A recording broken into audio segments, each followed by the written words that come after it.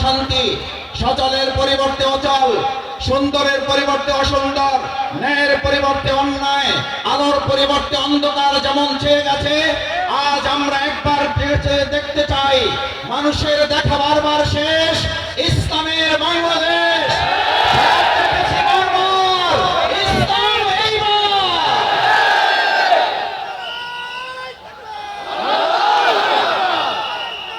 সম্মানিত ভাই এবং বন্ধুগণ,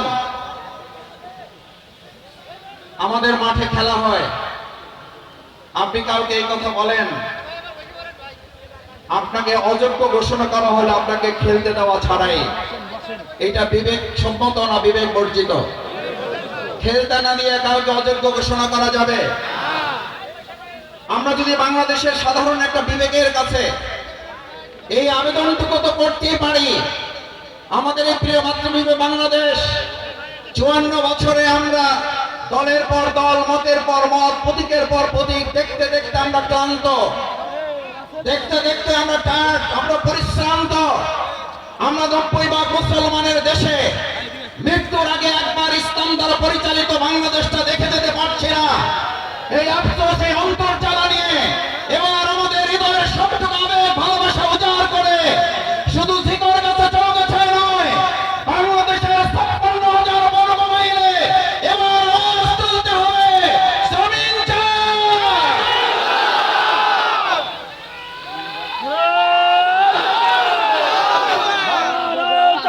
আমার মায়ের বন্ধুগণ, আমরা ইতিমধ্যে কারো কারো কাছ থেকে শুনতে পাই আমাদের খেলতেই দেওয়া হবে না, খেলতেই দেওয়া হয় নাই, আবার বলা হচ্ছে আমাদের নাকি অভিজ্ঞতাও নেই। আমাদের আমির জামাত বলেছেন, আমাদের অভিজ্ঞতার একটু ঘাটতি আছে, আমাদের অভিজ্ঞতা একেবারেই নাই, সেটা হলো সাদাবাজিতে আমাদের অভিজ্ঞতা নাই, সিন্ডিকেটে আমাদের অভিজ্ঞতা নাই, নিজ দলের মধ্যে লোকদের খুনাখুনি করে নিজ ভাইকে হত্যা করার অভিজ্ঞতা নাই, নামাজ চলতেছে এই অবস্থার অপেক্ষা না করে নামাজের অবস্থায় চাই দল তার কর্মীকে হত্যা করে সেই দল বাংলাদেশে নির্বাচন করে বিজয়ী দলের কথা রাজনীতি করার অধিকার থাকতে পারে না।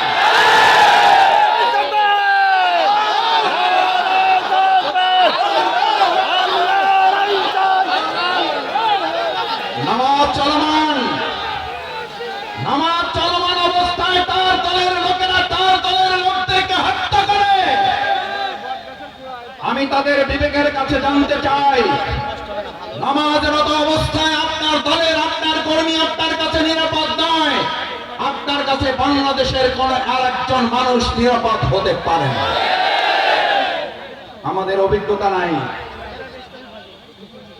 প্রধান অতিথি, পদপ্রার্থী, সংসদ সদস্য প্রার্থী, বিশেষ অতিথি বক্তব্য রাখবেন, সেজন্য আমি কথা লম্বা করতে চাই না। আমাদের অভিজ্ঞতার ঘাটতি আছে, কিন্তু আলহামদুলিল্লাহ আল্লাহর মেহেরবানি আমাদের 2 জন মন্ত্রী 3টা মন্ত্রণালয় চালিয়েছেন।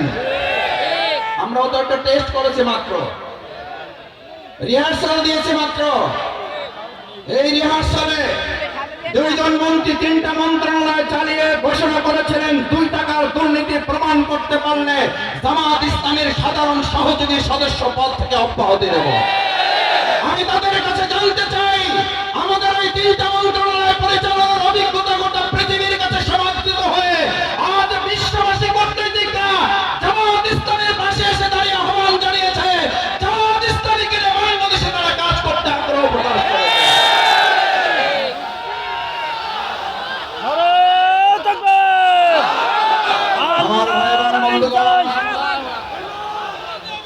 আমাদের অভিজ্ঞতা নাই। ওনারা বলতেন ভবিষ্যতে রাষ্ট্র চালাইতে হইলে আগে মিনি পার্লামেন্ট চালাই আসতে হবে।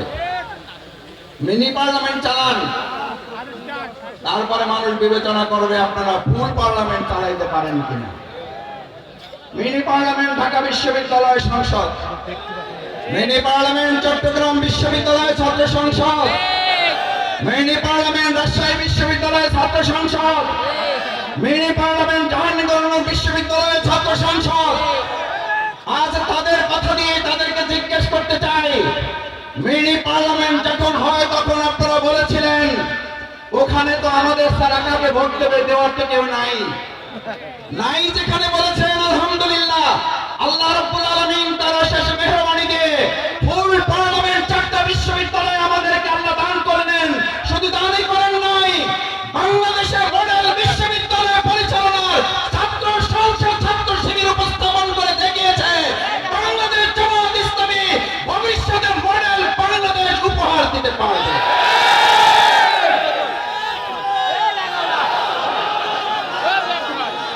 আপনাদের বক্তব্যের মধ্যে দিয়ে, আপনাদের যুক্তিতেই নির্বাচন ছাড়াই বাংলাদেশ জামাত ইসলামীকে এবার জনগণের কাছে দিয়ে দেওয়া উচিত। ভাই, আমরা বলেছিলাম ঢাকা বিশ্ববিদ্যালয় তারা চালাবে, তারা বাংলাদেশ চালাবে। ঢাকা বিশ্ববিদ্যালয়ের ছাত্র শিবির চালাচ্ছে, বাংলাদেশ জামাত ইসলামী বাংলাদেশ জনগণের সমর্থন নিয়ে চালাবে।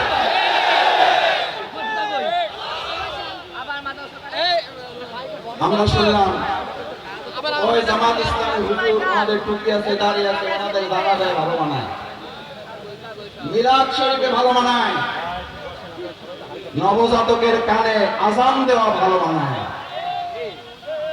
ওনাদের তো সব বিশ্ববিদ্যালয়, সংসদ, গণভবন, বঙ্গভবন, সর্বোচ্চ হইলে ওনারা জাতীয় মসজিদ বাইতুল মোকাররমে ওনারা একেবারে দয়া দাক্ষিণের অংশ হিসেবে রণতি করতে পারেন।